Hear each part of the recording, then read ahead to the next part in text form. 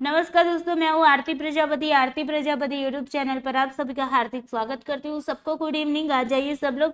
Okay, आप लोगों के लिए लाइव चैट खुला रखती हूँ ताकि आप लोगों को जो भी डाउट हो वो आप वहाँ पर लिख सकते हो। ओके, तो चलिए सबसे पहले वीडियो को लाइक कर दीजिए, अपने दोस्तों को शेयर करना नहीं भूलना है। एंड इस चैनल को अगर आपने सब्सक्राइब नहीं किया तो सब्सक्राइब कर लीजिए ताकि सारे वीडियो की जानकारी आपको टाइम टू टाइम मिलती रहे। ओके, तो यहाँ पर आज के इस वीडियो के अंदर दोस्तों हम बात करने वाले 1 दिसंबर 2021 का सेकंड शिफ्ट का जो पेपर था उसके अंदर जो रीडिंग कम्प्रहेंशन के क्वेश्चन आए थे उसको आज सॉल्व करने वाले। ओके, तो आप लोगों के लिए एक मोटिवेशन लाइन है, अब की बार नेट जेआरएफ पार। ओके, और जिन बच्चों का नेट हो चुका है लेकिन जेआरएफ रह गया है तो उन बच्चों के लिए नई सी लाइन है, अब की बार जेआरएफ पार। ओके, दम लगा के हईसा, ये हमारी लाइन है। ओके, हमारी ओर से आपको एक ही लाइन में दे रही हूँ डेली मोटिवेशन के रूप में, और वो है क्या है, दम लगा के हईसा। इस वे में आपको चलना है। ओके, चलिए, तो जो भी बच्चे लाइव चैट में जुड़े हैं फटाफट से ढेर सारे थम्स अप दे दीजिए। ओके, और पूरी एनर्जी के साथ बैठना है। ओके,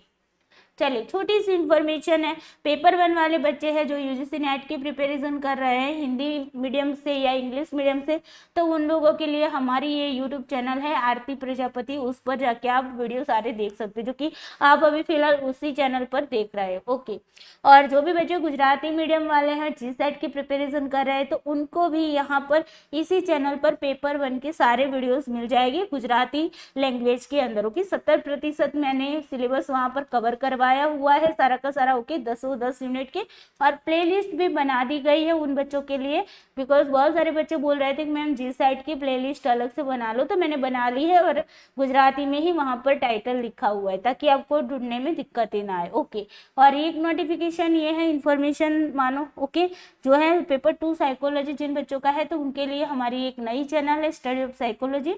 ओके, वहां पर मैं यूनिट 3 अभी पढ़ा रही हूँ, तो आप लोग इस चैनल को सब्सक्राइब करके रखिएगा। चलो,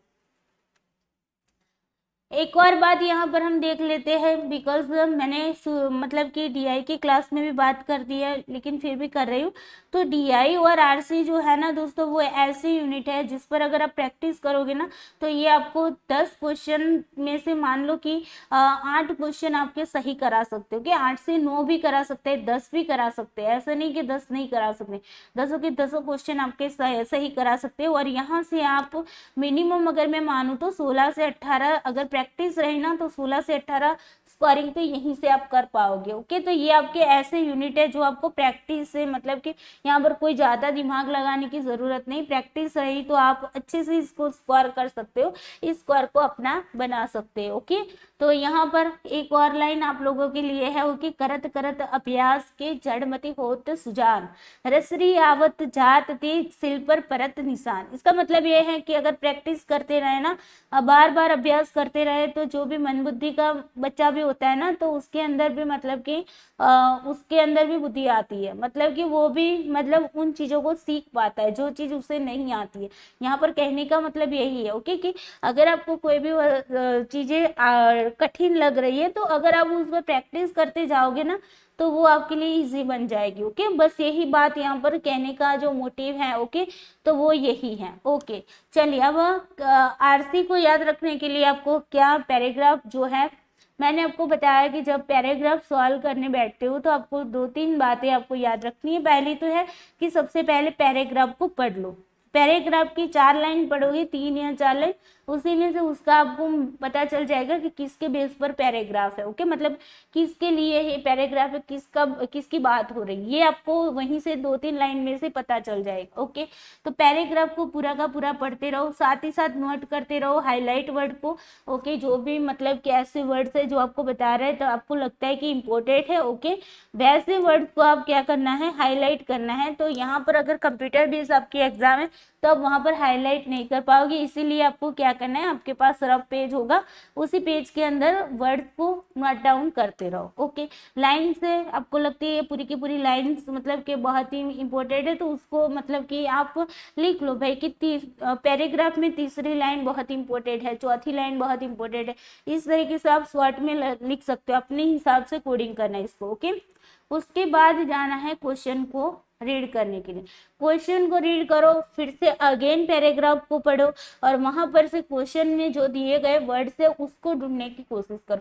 वर्ड से ही आपको समझ आ जाएगा कि पैराग्राफ में ए लाइन पे ये चीजें कहना चाहती हूँ। ओके, 2-3 बार क्वेश्चन को पढ़ो, 2-3 बार पैराग्राफ को अच्छे से समझने की कोशिश करो। उसके बाद अपने आंसर को ढूंढो और देखो कि हाँ इसमें कौन सा आंसर सही बन रहा है। क्लियर? तो चलिए ये थी थोड़ी सी याद रखने वाली टिप्स थी। ओके, इन टिप्स को फॉलो करके डेली प्रैक्टिस करते रहना है। प्रैक्टिस करके हमें इनमें से 10 मार्क्स का क्वेश्चन मतलब क्वेश्चन आते हैं, 5 क्वेश्चन आते हैं, 10 मार्क्स के होते हैं, 10 मार्क्स लेकर ही आने हैं आपको। ओके चलिए। ओके, यहाँ पर इंग्लिश मीडियम वाले बच्चों के लिए पैराग्राफ है। ओके, जिन बच्चों को मतलब जो बच्चे इंग्लिश मीडियम से हैं वो स्क्रीनशॉट ले सकते हैं, बिकॉज आगे जाके आपको ओनली हिंदी में ही दिखेगा, इंग्लिश वाला पैराग्राफ नहीं दिखेगा, बिकॉज बहुत लंबा पैराग्राफ था तो एक ही पेज के अंदर नहीं आ रहा था, मतलब आ तो रहा था लेकिन बहुत छोटे वर्ड्स हो जा रहे थे तो आपको देखने में भी दिक्कतें हो जाती। ओके, इसी वजह से हमने यहाँ पर पहली स्लाइड के अंदर यहाँ पर इंग्लिश में रखा हुआ है। जब आपको PDF मिलेगी तो आपको पहली स्लाइड में ये पैराग्राफ इंग्लिश में मिलेगा, बाकी के सारे पैराग्राफ हिंदी में मिलेगी। ओके चलिए बात करते हैं। अब हिंदी पैराग्राफ है। ओके, अच्छे से पढ़ना है, समझना है चीजों को, उसके बाद क्वेश्चन पर जाना है। ओके, इंटरनेट पहले से ही पता चल रहा है कि यहाँ पर इंटरनेट की बात हो रही है ना। इंटरनेट जिस प्रौद्योगिकी के रूप में भी जाना, जिसे हम क्या कहते हैं प्रौद्योगिकी के रूप में भी जानते हैं, टेक्नोलॉजी के रूप में भी इसको जानते हैं। क्लियर? वैश्विक ज्ञान प्रदान कर सकता है तथा इसे ऐसे असाधारण माध्यम के रूप में भी बढ़ावा दिया जाता है जो ऐसे तंत्रीकृत प्रक्रियाओं का प्रबंध करता है जो प्रसारण के पिछले युग में संभव नहीं था। ओके, प्रसारण ब्रॉडकास्टिंग जो था उसके पिछले युग में जो संभव नहीं था वो आज के इंटरनेट के ज़माने में मतलब कि बहुत लोकतंत्रीकृत जो प्रक्रियाएं होती है उसके मैनेजमेंट करने के लिए बहुत ही इम्पोर्टेंट हो गया है ना। यहाँ किस प्रकार के लोकतंत्र की बात कही जा रही है? पारंपरिक रूप से देखा जाए तथा पूर्व की तुलना में अभी लोकतंत्र जो है लोकतंत्र राष्ट्र राज्य से अत्यधिक सुयोजित है। ओके, यहाँ पर क्या बताया गया है कि पारंपरिक रूप से अगर देखा जाए तो पूर्व की पारंपरिक रूप से जो ट्रेडिशनल रूप से हम चल रहे हैं ना उसके उस रूप से और पूर्व की तुलना में मतलब पहले की तुलना में अभी जो लोकतंत्र राष्ट्र राज्य से क्या है अत्यधिक सुयोजित है। इस कारण इस दावे का कोई अर्थ नहीं कि इंटरनेट लोकतांत्रिक प्रक्रिया में सार्वभौमिक भागीदारी के लिए समर्थ करता है। ओके, यहाँ पे इंटरनेट की बात हो रही है। देखो मैं ऐसे इसको लाइन क्यों बना रही हूँ, बिकॉज ये बहुत ही इंपॉर्टेंट चीज है ना, इसी तरीके से आपको बनाना है। यहाँ यह उल्लेखनीय बात है कि कंप्यूटर व्यवहित संचार द्वारा उपलब्ध संचार प्रक्रियाएं जन संचार के कुछ कार्यों को प्रतिस्थापित कर सकती हैं यथा पूर्व संस्थागत जनमत के निर्माण में, परंतु ये जरूरी नहीं है। ओके, कि ये प्रक्रियाएं राजनीति के संस्थागत तंत्र पर दबाव डाले। निसंदेह स्वयं जन संचार इलेक्ट्रॉनिक रूप से व्यवहित संचार के साधन के रूप में राजनीति के संस्थागत तंत्र को कभी प्रतिस्थापित नहीं कर सकता है। यहाँ पर यह भी बताया जा रहा है कि मतलब कि इस पैराग्राफ को हम समझते इंटरनेट से, यहाँ से शुरुआत करते। इंटरनेट लोकतांत्रिक प्रक्रिया में सार्वभौमिक मतलब कि यूनिवर्सल रूप से पार्टिसिपेंट के लिए समर्थन करता है। ओके, यहाँ इस बात का उल्लेख है कि कंप्यूटर व्यवहित संचार जो होता है उसके द्वारा हम उपलब्ध जो भी संचार प्रक्रियाएं हैं ओके जन संचार के कुछ कार्यों को हम वहां पर प्रतिस्थापित कर सकती है यथा मतलब कि पूर्व संस्थागत जनमत के निर्माण में, परंतु यह जरूरी नहीं है। ओके, पहले से जो संस्थागत जनमत है उसके निर्माण में ये जरूरी नहीं है कि ये प्रक्रियाएं राजनीति के संस्थागत तंत्र पर दबाव डाले। ओके, निसंदेह स्वयं जन संचार इलेक्ट्रॉनिक रूप से ओके स्वयं जनसंचार जो इलेक्ट्रॉनिक रूप से व्यवहित संचार के साधन के रूप में राजनीति के संस्थागत तंत्र को कभी प्रतिस्थापित नहीं कर सकता। और जैसा कि अनेक अध्ययनों से पता चलता है कि इसका उपयोग राजनेताओं ने अधिक किया है। ओके, इसका उपयोग क्या किया? इलेक्ट्रॉनिक साधनों का जो उपयोग है राजनेताओं ने अधिक किया है क्योंकि उन्होंने इसे प्रभावित किया है इंटरनेट को। ओके, इन्होंने क्या किया है? इंटरनेट को प्रभावित किया है तो वैश्विक प्रौद्योगिकी के रूप में श्रेणीकृत किया जा सकता है। ओके, अब यहाँ पर क्या बताया जा रहा है कि ये जो इलेक्ट्रॉनिक साधन है ना, तो इलेक्ट्रॉनिक साधन जो है वो उसने मतलब कि इंटरनेट ने इलेक्ट्रॉनिक साधन को मतलब क्या किया है, प्रभावित किया है, और इंटरनेट को वैश्विक प्रौद्योगिकी के रूप में मतलब कि वर्ल्ड लेवल की टेक्नोलॉजी के रूप में श्रेणीकृत किया जा सकता है। जो विदेश स्थित व्यक्ति हो, जो विदेश में रहे व्यक्ति है तथा संस्था है, उतनी ही आसानी से संपर्क को संभव बना सके। मतलब कि जो भी विदेश में रहने वाले व्यक्ति हैं, संस्थाएं हैं, उतनी ही आसानी से एक दूसरे से संपर्क करने का मतलब कि एक दूसरे से संपर्क होने का संभव बन सके। ओके, जितनी आसानी से यह राष्ट्रीय, क्षेत्रीय अथवा स्थानीय स्तर पर कर सकता है। यदि इंटरनेट पर कोई काल्पनिक समुदाय है, ओके, तो निश्चित रूप से वह राष्ट्र राज्य नहीं है। राज्य, परिषद, नागरिकता के जो प्रकार है, ओके, देखो यहाँ पर क्या बताया जा रहा है कि यदि इंटरनेट पर कोई काल्पनिक समुदाय है, ओके, मतलब कि जो हमने देखा नहीं वैसा कोई समुदाय है, काल्पनिक समुदाय है, तो निश्चित रूप से वह राष्ट्र राज्य नहीं है। राज्य, परिषद, नागरिकता के जो प्रकार है वे सभी भी इंटरनेट पर प्राप्त नागरिकता के प्रकार का सहकालिक नहीं माना जा सकता। तथापि यह दावा नहीं किया जा सकता कि नागरिकता के सार्वभौमिक अर्थ में भले ही वह काल्पनिक नागरिकता का प्रकार हो, ओके, नागरिकता के सार्वभौमिक अर्थ में अगर देखा जाए कि भले ही वह काल्पनिक नागरिकता का प्रकार हो, का अस्तित्व नहीं हो सकता। अंतरराष्ट्रीय वित्तीय संस्थानों यथा विश्व बैंक के विरुद्ध लगभग पूर्णतः इंटरनेट माध्यम से हाल ही में विरोध का आयोजन किया गया था। यह अत्यधिक सुस्पष्ट सम्मिलित समुच्चय का निर्माण करने वाला अल्प स्पष्ट इलेक्ट्रॉनिक समुच्चय का विषय है। परंतु यह देखते हुए कि इंटरनेट पर समुदाय का अनुभव राष्ट्रीय सीमा तक ही सीमित नहीं है, आभासी समुदाय के आकार तथा उनकी संरचना पर भी विचार करना आवश्यक है। ओके, तो इस तरीके से पूरा आपका पैराग्राफ दिया है और पैराग्राफ में से आपको क्या करने हैं, क्वेश्चन के आंसर ढूंढने हैं।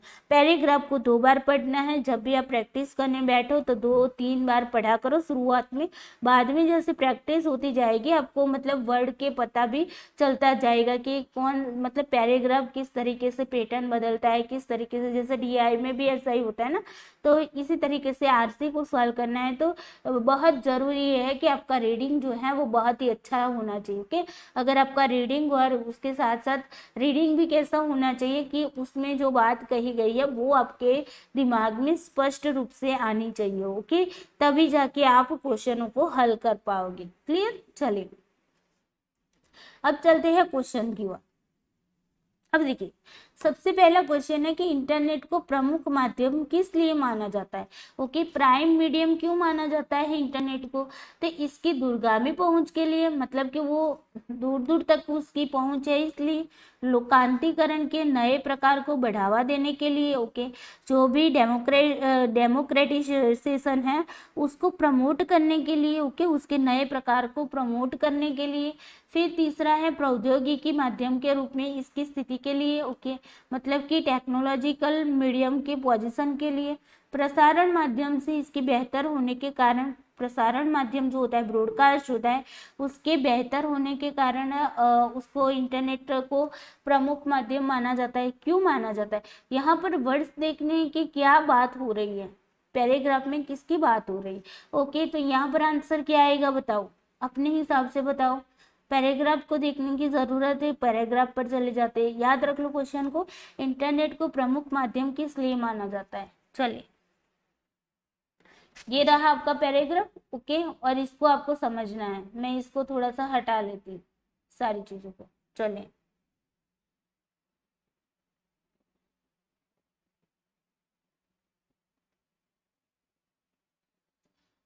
ओके, चलिए, आई होप आप लोगों ने आंसर कर दिया होगा। यहाँ पर देखो, समझने वाली बात यहाँ से थी, लोकतांत्रिक प्रक्रियाओं का प्रबंध करता है, वहां से लेकर यहाँ तक आगे चल के हम बताते हैं आपको। ओके, तो देखिए यहाँ पर लोकांतरीकरण के नए प्रकार को बढ़ावा देने के लिए हम क्या करते हैं, इंटरनेट को प्रमुख माध्यम माना जाता है, क्योंकि इंटरनेट के माध्यम से डेमोक्रेटिसेशन है वो, मतलब कि उसको नए प्रकार से हम बढ़ावा दे रहे हैं। पहले की तुलना में अभी नए प्रकार से हम उसको बढ़ावा दे रहे हैं, है ना। ये बात यहाँ पर बताई गई थी कि भाई पहले की तुलना में अगर बात देखो, पूर्व की तुलना में अभी लोकतंत्र राष्ट्र राज्य से अत्यधिक सुयोजित हो रहा है। ओके, मतलब कि इंटरनेट लोकतांत्रिक प्रक्रिया में सार्वभौमिक भागीदारी के लिए समर्थ करता है। अब यहाँ पर अपने मतलब आपको समझने वाली बात ही कि भाई पहले की तुलना में पिछले युग में अगर देखा जाए, यहाँ से मैंने बताया कि यहाँ से पैराग्राफ को पढ़ना था और आगे जाके यहाँ तक आप पढ़ सकते थे। इन्हीं में से आपका क्वेश्चन बन सकता था। ओके, जो ऐसी लोकतंत्रीकृत प्रक्रियाओं का प्रबंध करता है, मैनेज करता है, जो प्रसारण के पिछले युग में संभव नहीं था। पहले संभव नहीं था लेकिन अब संभव है, नए तरीके से इसको प्रस्तुत करता है, इसीलिए ये संभव हो पाया है ना। चलिए, तो यहाँ पर अब क्वेश्चन नंबर 2, क्वेश्चन नंबर 1 हमने बता दिया, आपका आंसर क्या था भाई। ओके, तो सेकंड नंबर का आंसर करेक्ट था। जिन बच्चों ने सेकंड नंबर का आंसर दिया उनको बहुत बहुत बधाई। ओके, चलिए उसके बाद बात करते हैं क्वेश्चन नंबर 2 की। क्वेश्चन नंबर 2 कह रहा है राष्ट्र राज्य अभी भी किसे प्रभावित करते हैं। राष्ट्र राज्य है वो किसको प्रभावित करते हैं, देखो इसके नागरिकों को मतलब सिटीजन्स को, इसके काल्पनिक समुदाय को मतलब कि जो भी इमेजिनर कम्युनिटीज है उसको, लोकतांत्रिक प्रक्रियाओं को, डेमोक्रेटिक प्रोसेस को, वैश्विकीकरण की अवधारणा को, ग्लोबलाइजेशन की कॉन्सेप्ट को, किसको प्रभावित करता है। राष्ट्र राज्य जो है वो किसको प्रभावित करता है, ढूंढिए आंसर। पैराग्राफ में से ही आपको पता चल जाएगा।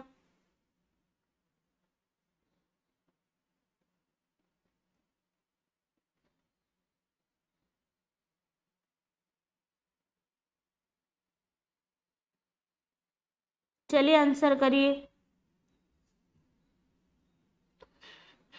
ओके, चलिए तो यहाँ पर देखिए पैराग्राफ में ही आपको आंसर मिल जाएगा। ओके, राष्ट्र राज्य अभी भी किसे प्रभावित करता है। ओके, क्वेश्चन को याद रख लीजिए। तो देखिए लोकतंत्र राष्ट्र राज्य से अत्यधिक सुयोजित है, इस कारण इस दावे का कोई अर्थ नहीं कि इंटरनेट जो है ना वो लोकतांत्रिक प्रक्रिया में सार्वभौमिक भागीदारी के लिए समर्थ करता है। इस बात मतलब कि इसका मतलब हम पूरे तरीके से बता सकते हैं कि लोकतंत्र जो है वो राष्ट्र राज्य से अत्यधिक सुयोजित है। ओके, तो इस तरीके से आपको समझना था लाइन को, और यहाँ पर आपका आंसर बन जाएगा कि राष्ट्र राज्य अभी भी किससे प्रभावित है, लोकतांत्रिक प्रक्रियाओं से। ओके, जहां पर क्या होता है उसमें पार्टिसिपेंट करते हैं। क्लियर, चलो नेक्स्ट, तो यहाँ पर third is the correct answer. Okay, next question चलते हैं। ओके, क्वेश्चन नंबर 3 कह रहा है इंटरनेट किस प्रकार आधुनिक समाज में कोई भूमिका निभा सकती है। इंटरनेट जो है वो किस प्रकार से आधुनिक समाज में कोई भूमिका निभा सकता है। संस्थागत जनमत का निर्माण करके, पारंपरिक माध्यम को प्रस्तावित कर, राजनीतिक संस्थान के रूप में, सवित्र भूमिका के रूप में। ओके, और उसके बाद है पारंपरिक माध्यम की सहयोगी भूमिका निभाकर। चलिए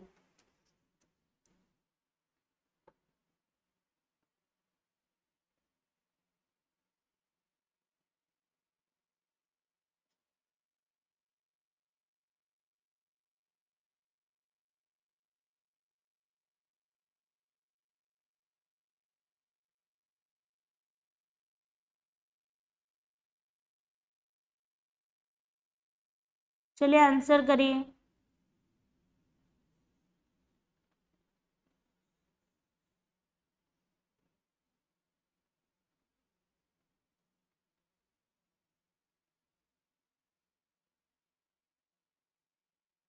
चलो, तो यहाँ पर आंसर क्या बनेगा आपका।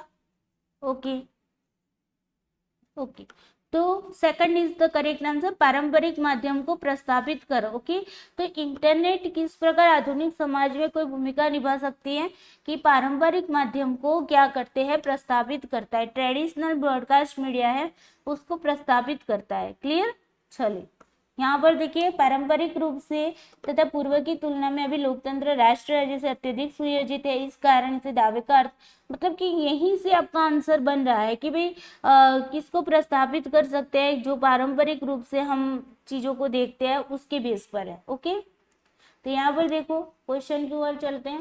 देखिए पारंपरिक माध्यम को प्रतिस्थापित करते हैं। ओके, क्लियर, चलो अगर पैराग्राफ समझ नहीं आता है ना तो आप लोगों को क्या करना है, अगेन पढ़ना और ट्राई करना। ओके, समझ आ जाएगा। क्वेश्चन नंबर 4 कह रहा है कि इंटरनेट की मुख्य कमजोरी क्या है, बताओ भाई। वह नागरिकता की वैश्विक भावना पैदा नहीं कर सकता, नागरिकता की वैश्विक जो भावना है उसे पैदा नहीं कर सकता। आभासी नागरिकता राष्ट्रीय नागरिकता के समान है। फिर थर्ड नंबर पर है इलेक्ट्रॉनिक मीडिया इंटरनेट से अधिक शक्तिशाली है। और फोर्थ नंबर पर है कि वह राजनीतिक संस्थानों को प्रतिस्थापित नहीं कर सकता। चलिए, कौन सी कमजोरी है?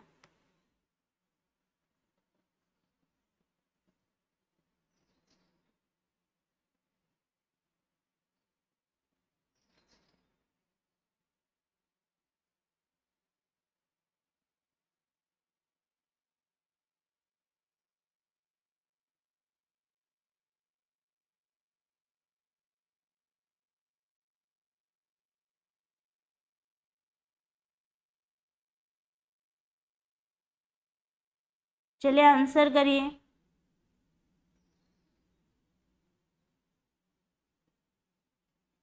चलो जी, तो यहाँ पर देखिए जो कमजोरी इसकी इंटरनेट की मुख्य कमजोरी क्या है भाई, पैराग्राफ में देखते हैं।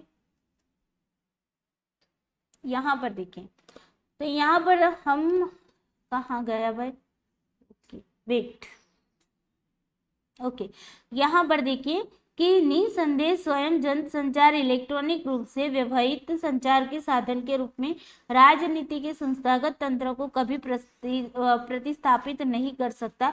और जैसा कि अनेक अध्ययनों से पता है, ये अनेक अध्ययनों वाला हमें नहीं देखना, हमें बस यही देखना था कि स्वयं जनसंचार इलेक्ट्रॉनिक रूप से व्यवहित संचार साधन के रूप में राजनीति के संस्थागत तंत्र को कभी प्रतिस्थापित नहीं कर सकता है। ओके, तो यहाँ पर अगर हम बात करें कि इंटरनेट की ये कमजोरी है कि इलेक्ट्रॉनिक मीडिया ओके, यहाँ पर इसकी कमजोरी क्या है कि राजनीतिक संस्थानों को वो प्रतिस्थापित नहीं कर सकता है इंटरनेट। ओके, इलेक्ट्रॉनिक मीडिया जो है ओके, उसकी ये कमजोरी नहीं, इलेक्ट्रॉनिक मीडिया इंटरनेट से अधिक शक्तिशाली है, ये तो कमजोरी है ही नहीं, है ना। कमजोरी क्या है कि वह राजनीतिक, यहाँ पर पैराग्राफ में देखते हैं ओके, वह राजनीतिक जो भी संस्थागत तंत्र है उसको वह क्या प्रतिस्थापित नहीं कर सकता है। यहां से आपका आंसर बन रहा था। क्लियर?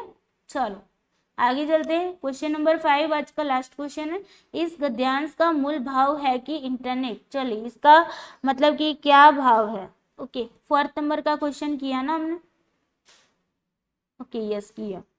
चलो 5 नंबर का आंसर करिए। इस गद्यांश का मूल भाव है कि इंटरनेट क्या है, बताओ।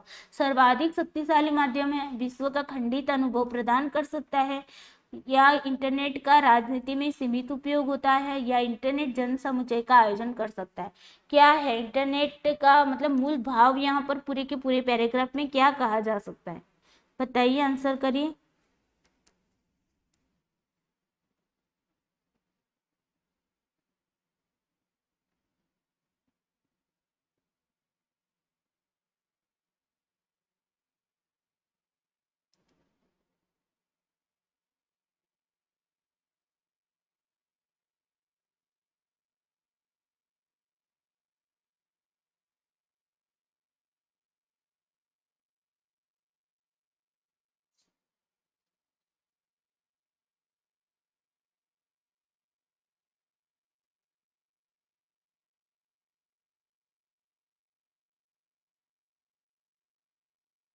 चलिए क्या होगा, इंटरनेट यहाँ पर जन समुच्चय का आयोजन कर सकता है। मूल रूप में जन समुच्चय की बात हो रही है ना, डेमोक्रेटिक्स की बात हो रही है और जन समुच्चय की बात कर रही है ना।